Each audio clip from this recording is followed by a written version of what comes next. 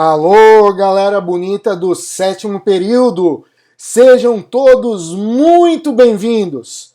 E na Masterclass de hoje vamos conversar sobre um tema muito importante nas nossas reabilitações em prótese fixa, que são os retentores intrarradiculares.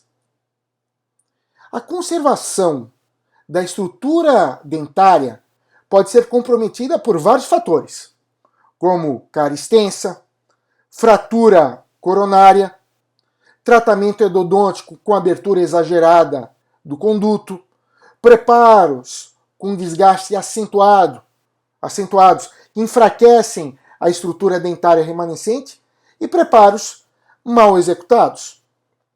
Como a área e a forma do preparo são requisitos mecânicos essenciais para que uma prótese tenha sucesso, nos casos em que o preparo coronário não apresente essas características, é necessário que a parte coronal seja reconstruída para propiciar retenção e estabilidade adequadas à nossa prótese. O método de reconstrução coronária é dependente da quantidade da estrutura coronal remanescente. Entretanto, quando a parte coronal está comprometida e a sua reconstrução pode exigir retenção intrarradicular, com núcleos metálicos fundidos ou pinos pré-fabricados, podendo ser esses pinos metálicos ou não metálicos. É importante ressaltar que o tratamento endodôntico, o tratamento de canal, com a finalidade de reconstruir a estrutura dentária com pinos intrarradiculares, deve ser considerado apenas quando métodos mais conservadores não puderem ser utilizados.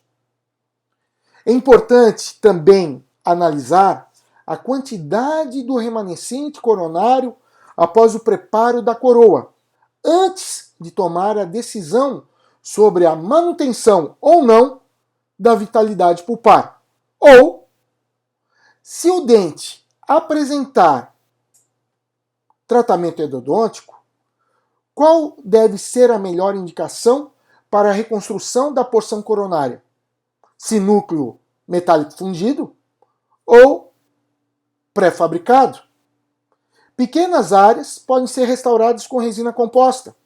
Entretanto, quando a parte coronal está comprometida, a sua reconstrução pode exigir a retenção intrarradicular, com núcleos metálicos fundidos ou pinos pré-fabricados.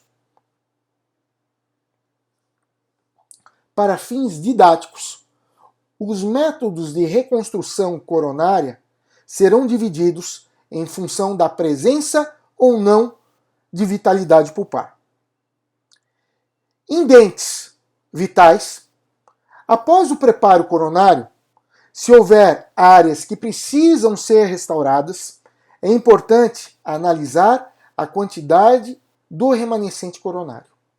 Em situações em que, por exemplo, quase toda uma face proximal está destruída, como na imagem que nós vemos no slide, pode-se optar pela colocação de um pino de dentina para atuar como meio auxiliar de retenção do material de preenchimento em cavidades extensas. A instalação desses pinos exige cuidado e uma técnica apurada, pois erros na perfuração e no rosqueamento durante a sua instalação podem causar danos ao tecido pulpar ou periodontal.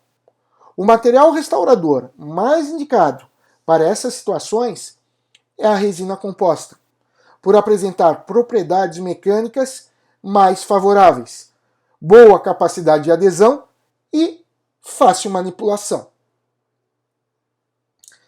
Já dentes com endodontia, a reconstrução desses dentes deve se iniciar após a análise clínica e radiográfica do tratamento endodôntico. E os seguintes critérios precisam ser analisados: a quantidade do preenchimento da obturação do canal, se ele foi totalmente obturado, se existe ou não lesão periapical. Na presença de lesão periapical, mas sem sintomatologia e sem aumento da lesão com avaliação radiográfica pós 5 anos, isto não seria um impeditivo para a confecção de prótese parcial fixa. Mas, claro, nessas situações é fundamental bom senso. Ainda, o limite apical da obturação deve ser maior ou igual a 4 milímetros. Por quê? Porque nos 4, 5 milímetros finais da raiz existe um delta apical. E a remoção da obturação do canal numa profundidade maior poderia expor esses canais colaterais. Portanto, deve-se sempre deixar, em média, entre 3 a 5 milímetros de obturação do conduto radicular. E também deve-se avaliar, claro, se existem canais não tratados. As características clínicas, comprimento, forma, inclinação das raízes, forma e espessura das paredes do conduto, nível de inserção óssea, se há reabsorção radicular, se há lesão na região de Furca e as alterações clínicas da raiz, mobilidade, sensibilidade à percussão, fístula, gengiva inchada e demasiada, são aspectos que devem ser levados em consideração no planejamento para decidir se dentes nessas condições podem ser realmente utilizados como pilares de prótese parcial fixa ou tem a indicação de exodontia. Existem duas técnicas para a confecção de pinos intrarradiculares, com núcleos metálicos fundidos ou com pinos pré-fabricados. A escolha de uma destas técnicas depende da quantidade de remanescente dentário após o preparo da coroa remanescente. O preparo do remanescente coronal vai determinar a indicação do tipo de núcleo, fundido ou pré-fabricado. Por isso é importante que o preparo seja feito seguindo os princípios relacionados com quantidade de desgaste, inclinações das paredes e tipo do término cervical. Após a realização do preparo, fica mais fácil a confecção do núcleo, pois as superfícies preparadas nos orientarão para a confecção da sua porção coronal.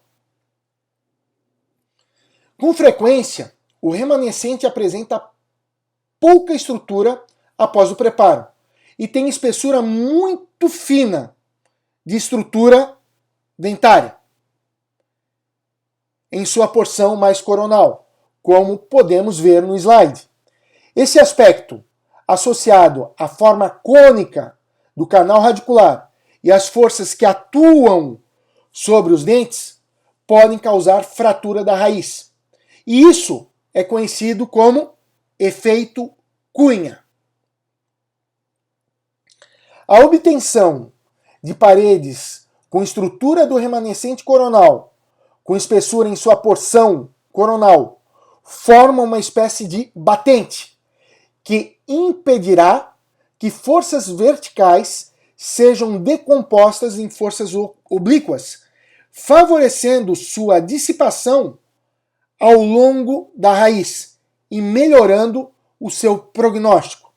Assim, as paredes dentinárias finas e irregulares devem ser regularizadas, como já dito, com o objetivo de melhorar a distribuição das forças ao longo da raiz.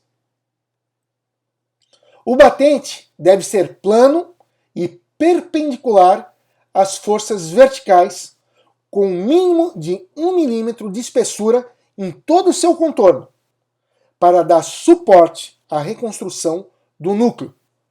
Se a estrutura coronária for insuficiente para a confecção deste batente, pode-se realizar uma pequena caixa no interior da raiz, com mais 2 milímetros de profundidade. O preparo do remanescente coronário também cria o princípio de efeito férula, que é um efeito protetor de abraçamento, que atua como um dissipador das forças. Isso quer dizer que, quando a força incide sobre a coroa e o núcleo, parte é reabsorvida pelo remanescente dentário, minimizando sua ação no restante da raiz. Quando a altura entre o batente e o término cervical for menor que 2 milímetros, deve-se indicar núcleo metálico fundido. Quando for maior do que 2 milímetros, deve-se indicar núcleos pré-fabricados.